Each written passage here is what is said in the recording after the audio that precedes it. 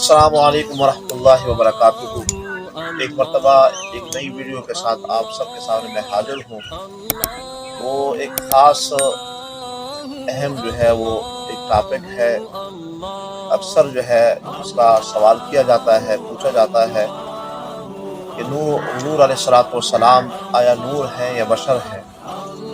تو ایک سوال یہ بھی لوگوں کے ذہنوں میں آتا ہے کہ اللہ تعالیٰ نے اپنے محبوب علیہ الصلوۃ والسلام کے اپنے نور سے ان کو بنایا، تو کچھ لوگ یہ کہتے ہیں کہ وہ کیسے ہو سکتا ہے۔ اس پر ایک مثال میں دے کر آپ سب کے سامنے اس کو واضح کروں گا۔ جو سمجھنا چاہے تو ان کے لیے ایک مثال ہی کافی ہے، اور جو نہ سمجھے تو ان کے لیے بڑے سے بڑے کتابیں بھی اگر آپ لکھ کر دے دیں تو وہ ان کی سمجھ میں نہیں آ سکتی۔ حضرت عبداللہ ابن عباس رضی اللہ تعالیٰ عنہ مفسر قرآن ہے، آپ فرماتے ہیں کہ عرش کے دائیں طرف ایک نور کی نہر ہے۔ صبح سحری کے وقت حضرت جبرائیل علیہ السلام اس کے اندر غوطہ زن ہوتے ہیں، اور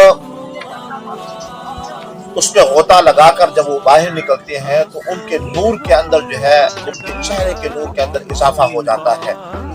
اور اس نہر کے حوالے سے یہ بات مشہور ہے کہ وہ ساتوں سمندر، ساتوں زمین اور آسمانوں سے بھی وہ بڑی ہے۔ جب جبرائیل علیہ السلام اس سے باہر نکلتے ہیں اور اپنے پروں کو جاڑتے ہیں تو اللہ تبارک و تعالی حضرت جبرائیل علیہ السلام کے پروں سے جو نورانی قطرے نکلتے ہیں ان میں سے ایک فرشتہ اللہ تبارک و تعالی اس کو پیدا فرماتا ہے۔ اللہ تبارک و تعالی کی طرف سے یہ روزانہ یہ معمول ہے۔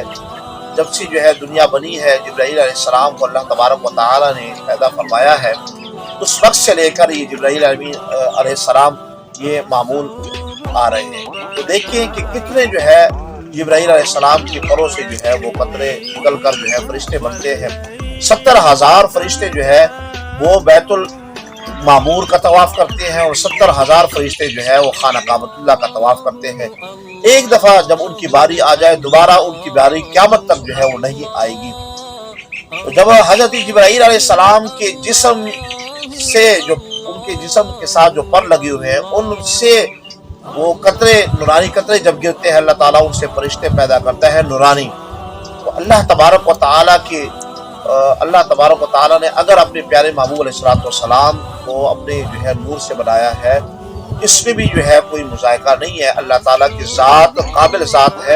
حضور علیہ الصلوۃ والسلام کے نور کو اپنے نور سے اس نے بنایا ہے۔ حدیث مبارکہ کے اندر بھی آیا ہے، محبوب علیہ الصلوۃ والسلام نے ارشاد فرمایا کہ سب سے پہلے اللہ تبارک و تعالیٰ نے میرے نور کو اپنے نور سے وہ پیدا فرمایا، پھر اس نور کے ذریعے سے سارے تمام دنیا بنی ہے، جو کچھ دنیا میں ہے اور جو کچھ آسمانوں میں ہے۔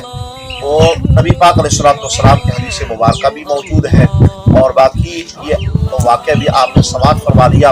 حضرت عبداللہ ابن عباس رضی اللہ تعالیٰ عنہ جو مفسر قرآن ہے، انہوں نے یہ بیان فرمایا۔